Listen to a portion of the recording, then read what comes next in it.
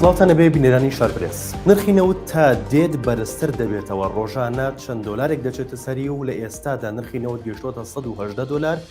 بەڵام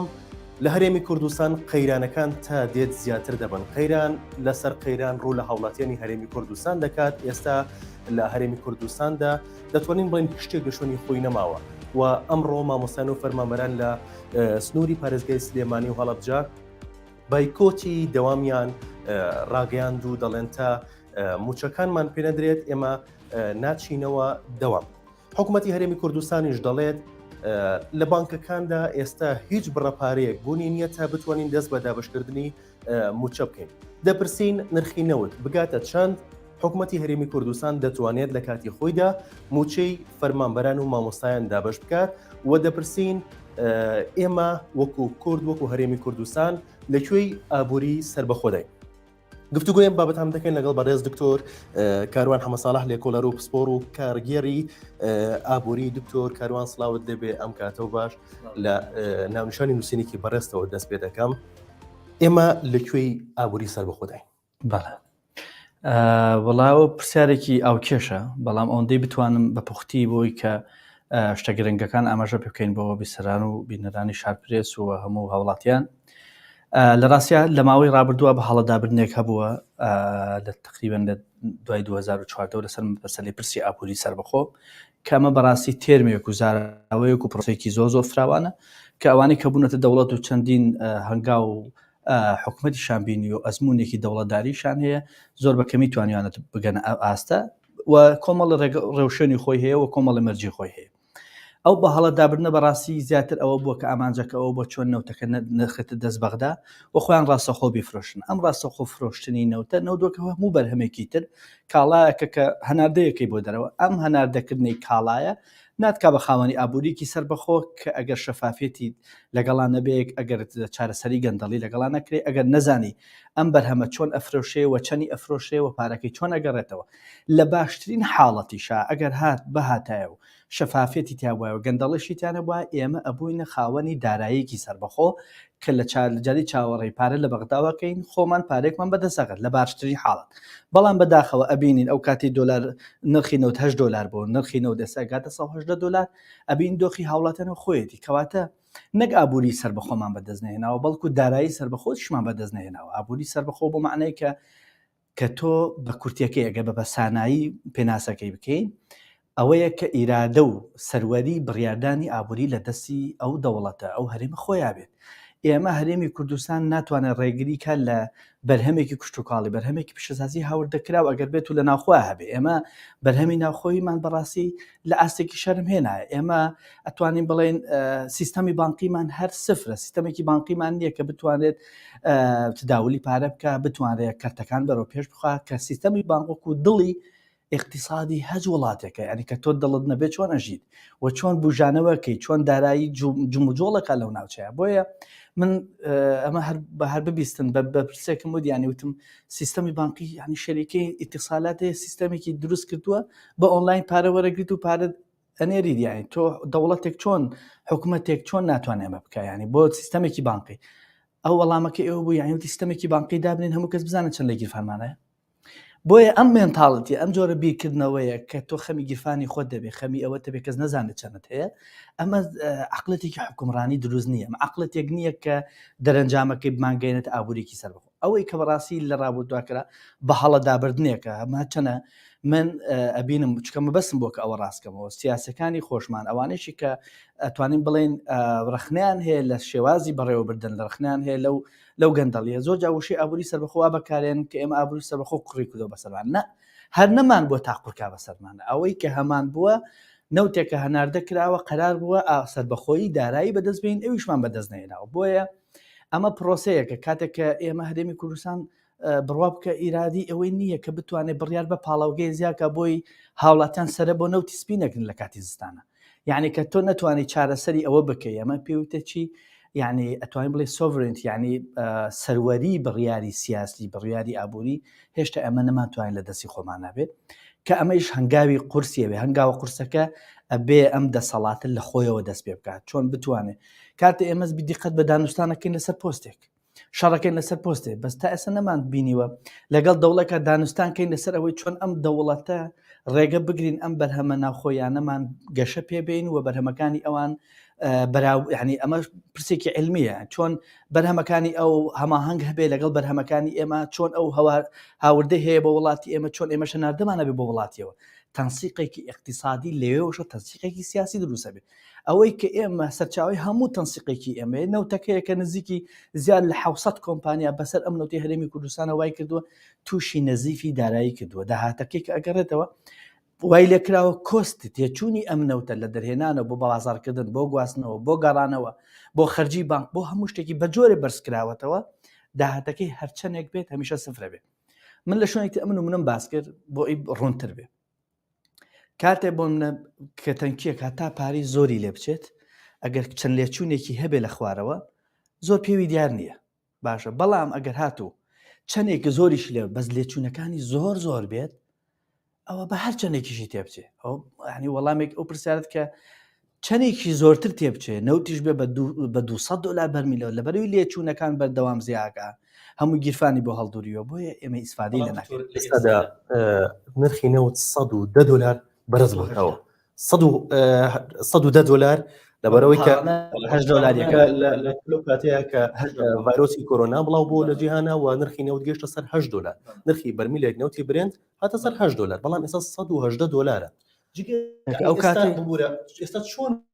بێت ئەو کاتش هەروە مچە دابش کراوە ئەو کاتە ئەگەر بە پاشەکەوتەوە دابش کرای ئێستا هەر هیچ لە بانکەکانە نییە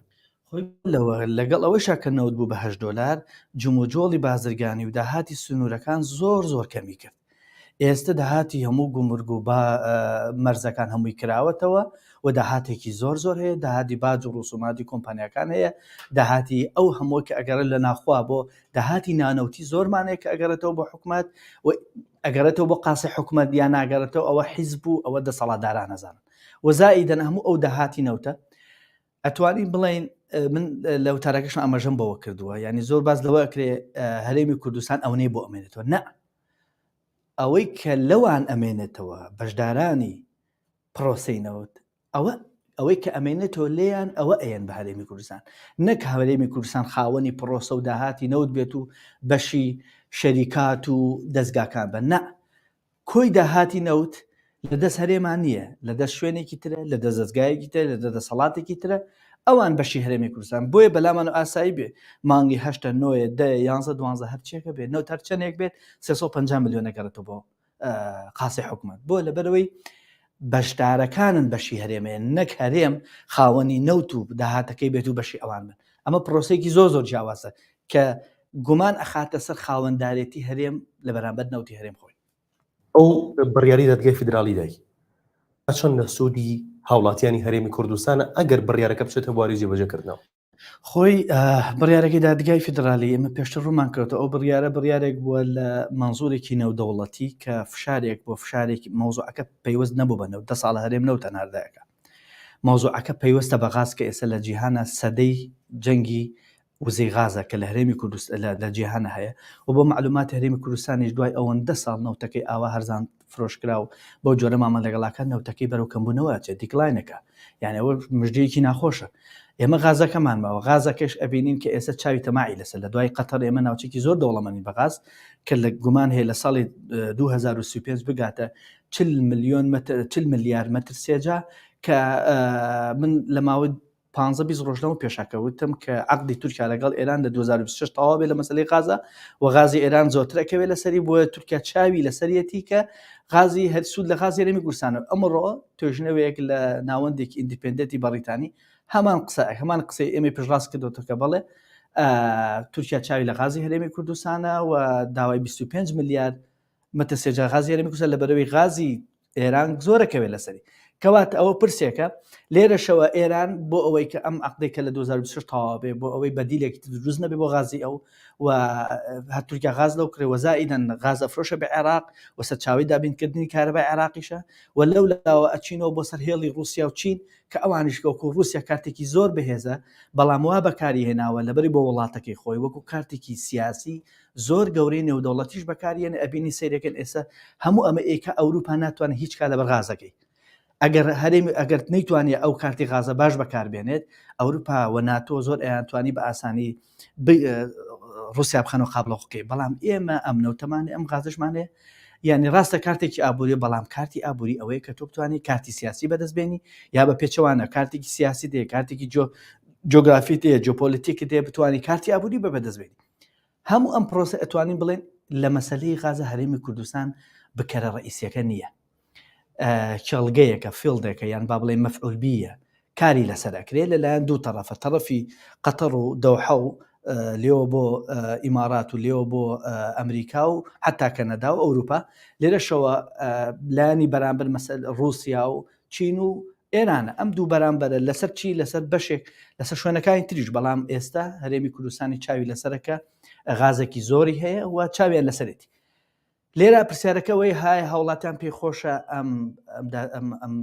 یاسایان با بڵێن ئەم ڕەتکردنەوەی لە دادگای فێدراڵی بەغداوە خەڵک سەیری ڕابردووەکە ئەبینی ئەڵە خێری چین بینی لە نەوتەکەی بڵێ گازەکەش بە هەمان جۆر نەبێت بڵێ لەبەرەوەی خەڵک ئەزمونێکی باشی نییە لەگەڵ پرۆسی نەوتە ئەزمونێکی باشی نییە لەگەڵ شەفافێتە ئەزمونێکی خراپی هەیە لەگەڵ مەسەلەی گەندەڵی و مەسەلەی خزمەتکردنی هاوڵاتیانە ئەمە واکە ئێستا ئەگەر وانە بۆیە هاوڵاتی خۆی دیفاعی لەسەر چاوەکانی هەرێمی کوردستانەکە دیفاعی لە پایە سیاسی و ئابوووریەکانی هەرێمی کوردستانەکە بەڵام ئەگەر بەم جۆرە بێت ئەم هەموو چاوە تەماعەت لەسەر نەوتەکەی بووە ئێستاش نەوتەکە بەو جۆرە بەشی هەرێمە درێ ئەمە ئەوە بڵێ مجارێکی هەرێم بەشی پشکەکانی تر نادا ئەوان بەشی هەرێمێن ئەگەر بەم جۆرە بێ لە ڕووی داراییەوە کە جاران ئاشتی هەورامی بەهەڵا هەمووی بەهەڵا برد بوو عەرابی ئەم مەوزوعە ئێستا با خۆی بێت هەر زەرب و تەقسیمێکە بە حاسبێ هەرچێکی پێ لە جانتاکەیە زەرب و تەقسیمێکی بکە ئەگەر بێت و ئێمە نەوتەکەەوە غازەکەش تەسلیمی بەغدا بکەین بەڵام سیادەی فدرالیەکەمان بەرامبەر بەوە کە هەڕەشەی لەسەر نەبێ لە جاتی ئەوەی دەست بەرن دیسان بەهێز کێڵگە نەوتەکانی و خورمەڵ و فلان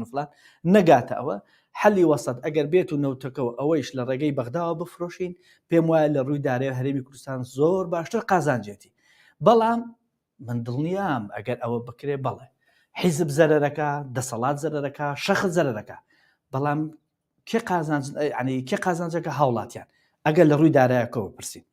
بەڵام ناکرێ ئێمە تەنها بڵین لەبەرەوەی ئەم قەوارەیە و ئێمە سەروەری ئەوە کاتێک کە تۆ سەروەری نەوتەکە لە دەست دابێت ئیتر لە عێراقیشەوە بێت لە وڵاتێکی هیچ فەرقێکی نییە ئێمە کاتێ نەوت بە $180 بێت بەڵام هیچی نەگەڕێتەوە موچە نەدرێت خۆ تەسلیمی بەغاشی کەین بەڵام نەوتەکە ئەڵم و بە نرخێکی باش لێەوە بفرۆشێت کە زۆری فەرقە ئەو کاتە لە ڕووی دارەوە هەرێمی کوردستانتانە بژانەوەیکی زۆر باش یعنی جاری وە هەیە یعنی تۆ شتێکت بۆ بەڕێوەنا تەماعێکی زۆری لەسرە من ئەمێ بچمە سەرەوەی ئەمە تاوکەری ئەوەی لە پەیامەکەی وتارەکی سەرۆکی حکومەت و بەڕاستی ئەوەی کە شارەزاییکێ بێ لە بواری قیادا لە بواری مەوزوعی بەڕێوەبردنەتی ئەگا وتارەکی سەرۆکی حکومەت دوودڵیکی تیا لە سەرکەوتنی پرۆسەی نەوت لە هەرێمی کوردستانە و بەڵام ناوێ ڕاستەخۆ لە بەرەوەی کێشەی حیزبی دروستە بێت کۆشەی شخصی دروستە بێت کۆمەڵی هاوبەرژەوەندی هەیە لە پرۆسەی نەوتە ئەگینە زۆر بەڕوونی دەرئەکەوت کە بەڵێ ئەو وەکو بڵێ مەسلەی نەگەندەڵی لە هەناردەکەتن تا فرۆشتن تا گەڕانەوەی پارەکە مەسلەیەکی ناشەفا بە غێر مباشر من خۆم ئەوم تێبینیە کردوە ئەم مۆزوعیش ئەم گەندەڵیە ئەم شێوازە لە پرۆسەی نەوت بۆتە ئەمرێکی واقع و چەند جارێکی ژاماژەی کردووە کە ئەم عەقدانە لە سەردەمی کابینی پێشوا کراوە پێوی دیارە کە ڕازی نییە بەم عەقدانەی کە کراوە ئەوە شتێک لە دەست دەرچووە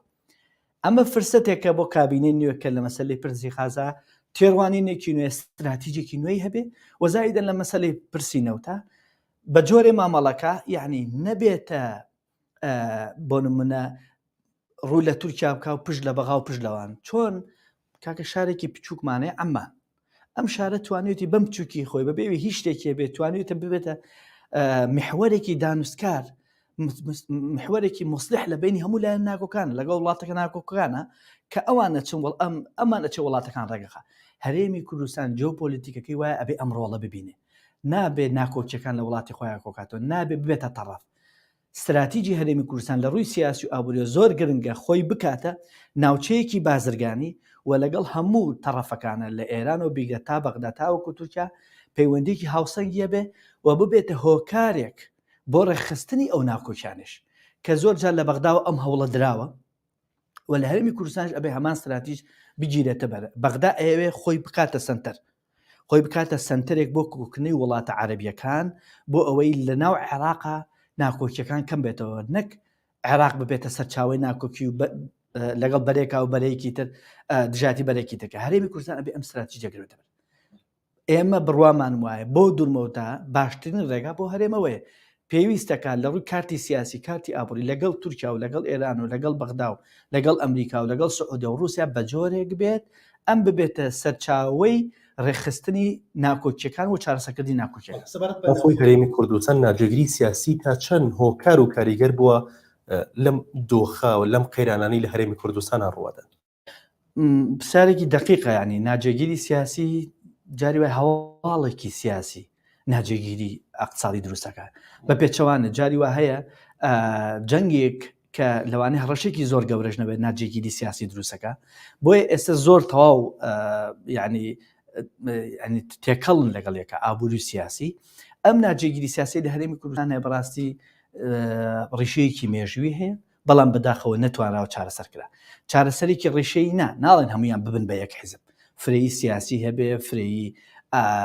ئازادی ڕادەربڕین هەبێ، بەڵام لەسەر مەسەلە گرنگەکان پێویستە دیدگایەکی نیشتیمانی هەبێ بۆ مەسەلەی نەوت، بۆ مەسەلەی خاک، بۆ مەسەلەی گاز، بۆ مەسەلەی پێویستیەکانی هاوڵاتیان. یعنی ئێستا ئەتوانین بڵین کاتێک کە گرژەیەکی سیاسی دروستە بێ، ئەوەی کە یەکەم لایەن کە زەرەرەکە هاوڵاتیانە، ئەوەی کە کاتێک کە گرژەیەکی ئابووری لێوەشە و ئەچێتە ناو ئیستیقرارەتی ئابووری دیسان هاوڵاتیان زەرەکە. ئێمە چەندین ساڵە هاوڵاتیان گیرۆدەی ئەم ناجێگیری سیاسێن. جێگیری سیاسی بەوە نابێ بۆ نمونە ئەگەر دوو حیزب کۆک بن لەسەر حەسەی خۆیان، دەسەڵات کۆک بن لەسەر ئەوەی ڕازیکردنی بەرامبەر بە حەسەی نەوت و بە حەسەی گاز و بە حەسەی کۆمەڵەشن. ئەوەی گرنگە لایەنی سێهەم بیباتەوە کە هاوڵاتیانە لە هەموو وڵاتان بەم جۆرە کە تۆ هاوڵاتیانت بدۆڕی باتە ئەمڕۆ براوی بی، بەڵام دوجار هە دۆڕاوێت، دوجار لە مێژووە وەکو دەسەڵاتێکی دۆڕا و مامەڵە لەگەڵاکرێ. ببینە ئێستا ینی ئێمە جەنگێک هەیە کە ئێستا ئۆکرانیا و سین رووسیا جەنگێکی لەسەر ئۆکرانیا. چی وای کردووە ئۆکرانیا ئەگەر بیش دۆڕێت لەو جەنگەیە بەرامبەر بۆ هێزەنان بەرامبەرە، دوجار لە مێژووە سەرەوەکی وەک براوە مامەڵی لەگەڵاکرێ، لەبەر ئەوەی نیشتیمانە مامەڵی کردو هاوڵاتەکان بە هەمان شێوە وڵاتی خۆیان بۆ لەبەرەوەی گەڵوانەی گەندەڵێ بەس بەو ڕێژە نییە کە تۆ هاوڵاتیان بخیتە ئەخیر لایەن کە تۆ بیری لێکردەوە. ناکرێت تۆ میلەتەکەت بەرمیلە نەوک بە $180 بێ، بەڵام تۆ موچەنەی بە هاوڵاتیان و قاسەکەشت بەتاڵ بێت و دوایی داوای بەرگری کەی لە بەرامبەر ئەو بڕیاری دادگای فیدرالی عێراق. ئەمە لە مەسەلەی کێشەکانی نەوتیشە، کێشەی ئابووری، کێشەی سیاسی هەرێمی کوردستان، من بە ئەمانە تۆ ئێڵم یعنی هەمیشە وتوشمانە بەس ئیرادەیەکی نیشتیمانی هەبێ لەسەر پارچەوەرەقەیەکی بچوو کێشەی هەرێمی کوردستان، بە تایبەتی ئەوەی کە لە بینی حیزبەکانە چارەسەر بێ،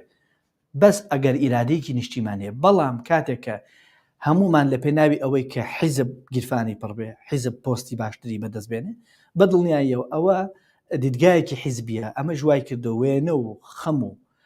ئامانجی حیزبی حتا ئێستا تۆخترە بێتەوە بەسەر ئەو وێنە نیشتیمانی، ئەو ئامانجە گەشی، ئەو ئامانجە میلیە هاوڵاتەن داوایەک.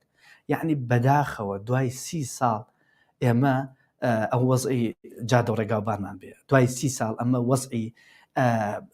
پەیوەندی لایەنە سیاسەکانمان بێ، یعنی یەکێتی و پارتی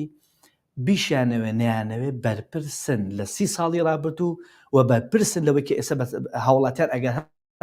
هەواکارێکیشی هەبێ لە بەقا، لەبەرەوەی کە ئەوان بەرپرسی یەکەم لە بەرامبەر بە ئاخر گرفتەکە لەوایە ئەوەی کە هاوڵاتی حکوومەتە بەستێتەوە بە یەکۆ بودجێ، ئێمە تا ئێستا بودجەمانێ لە پەرلەمان، یعنی هەموو هەوڵێکمانەیە چۆن ئیرادەی پەرلەمان بشکێن، چۆن ئیرادەی فڵان بشکێن، ئیجادی کەواتە لە هەرێمی کوردستانە ئەوەندەی خەریکە ڕۆڵی شەخص، ڕۆڵی حیزب زاڵە بێت، ئەوەندە ناتوانین بڵێن دەسەڵاتێکی نیشتیمانیمان هەبێت کە خەمی ئەولویاتی پێویستەکانی هاوڵاتیان بێت.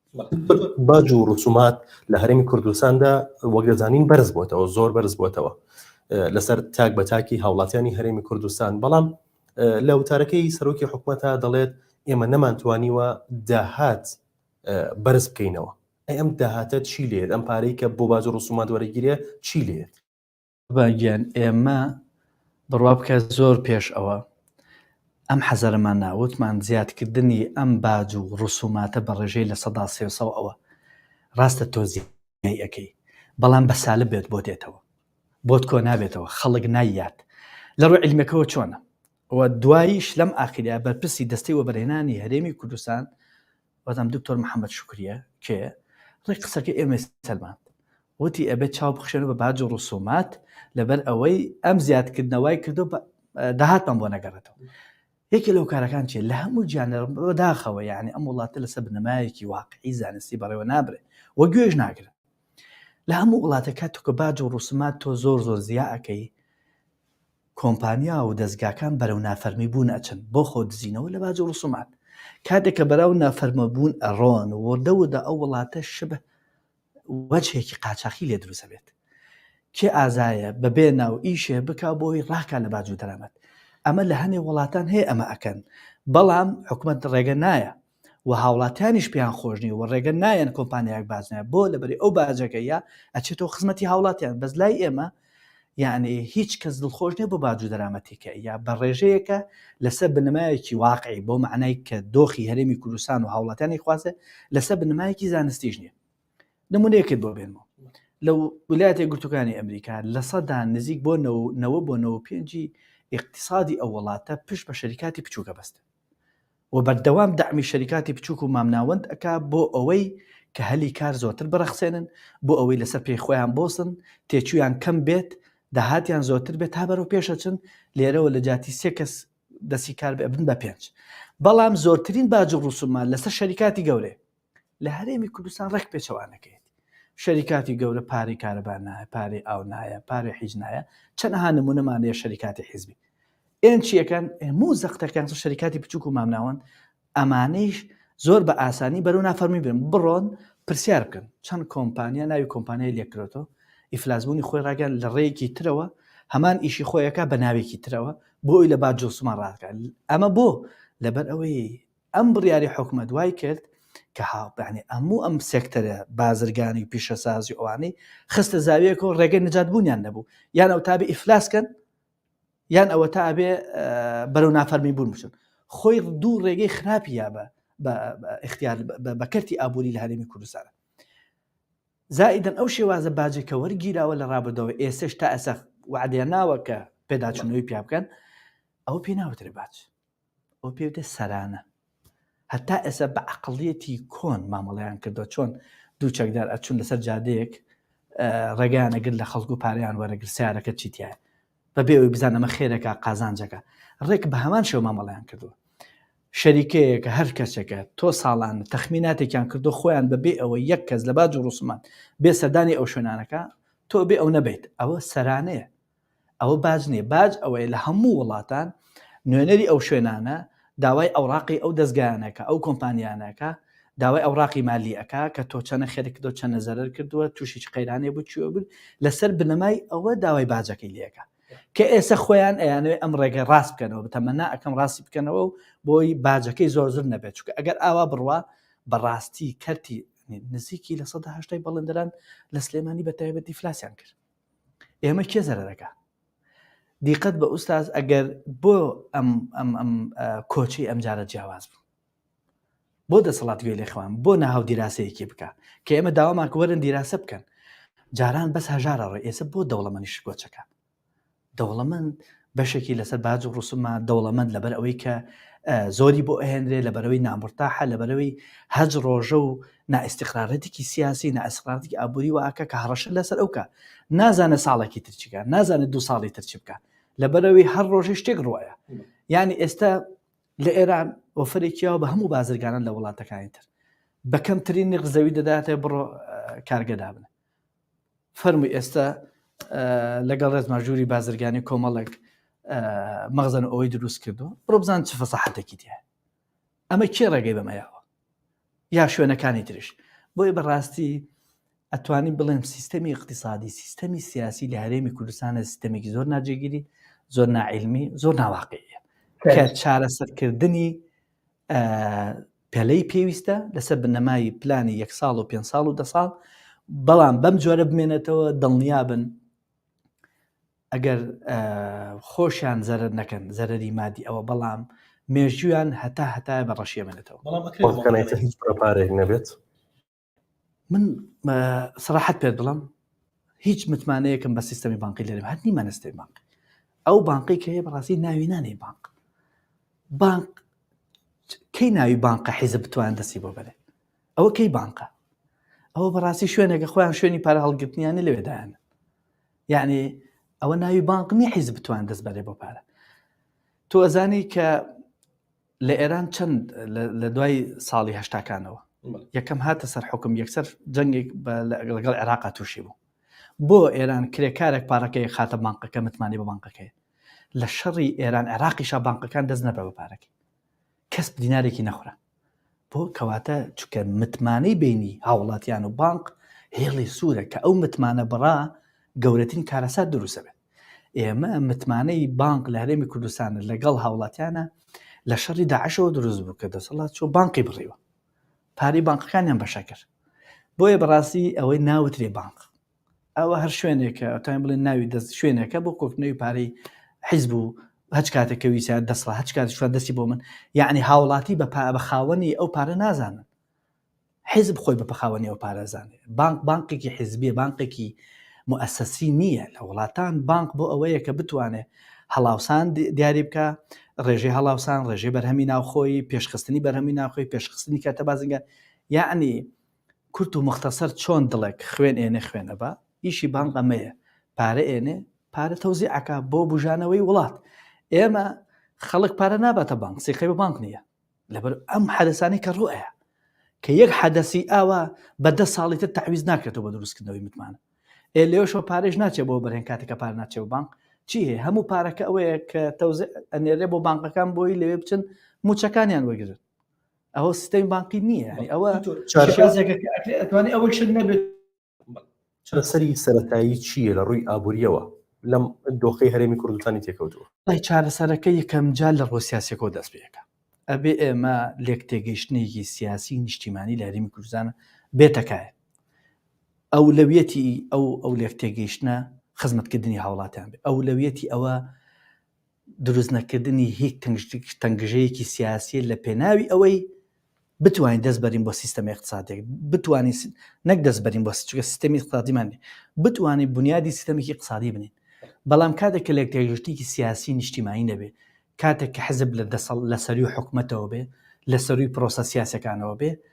هەمیشە اقتصادەکەش لە دەستی حیزبە بێت یعنی تۆ دیقەت بە نمونەی ئێرانمان هێنایە و نمونە ئەمریکان نمونەی تورکیانی چ هەوڵێک ئەیە بۆ ئەوەی کە وڵاتەکەی لە ڕووی ئابووریەوە نێتە دواوە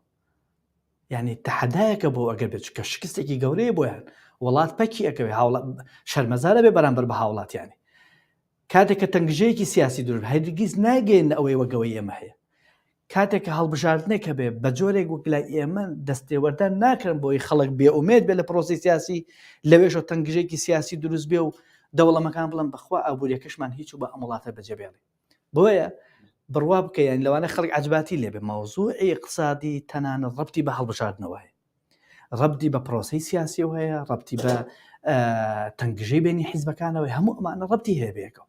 بۆ لەبەر ئەوەی کە پارەی پێەیە ئەوە ترێت ینی سەرمایە ترسنۆکە سەرمایە ئەچێتە شوێنێک ئەمن و ئەمانی تابێ ئەمن و ئەمانی ئاسایشێکی ینی تەواوەتی لە ڕووی ئەمن و ئەمانی سیاسی ئەمن و ئەمانی ئابووری تابێ ئەگینا خەڵکێک فەرموو چۆن بەرپرسەکان کە ئەسڵن ئەسا دۆخێک دروست بەرپرسەکان خۆیان متمانیان بێرە نییە لە ڕووی سیاسی ئابووری پارەکانیان لە دەرەوەی و بەرهێنانیان لە دەرەوەی ئەی چۆن هاوڵاتێک متمانە بێرەیەەکە دکتۆر کاروان حەمەد ساڵح لێکۆڵەر و پسپۆڕی کارگەڕی و ئابووری سپاس بۆ بەشداریکردن سپاس بۆ بینەرانی شارپرێز کە تا ئێستا بینەرمانمە هەیە کاتێکی خۆشتان بۆ خوازم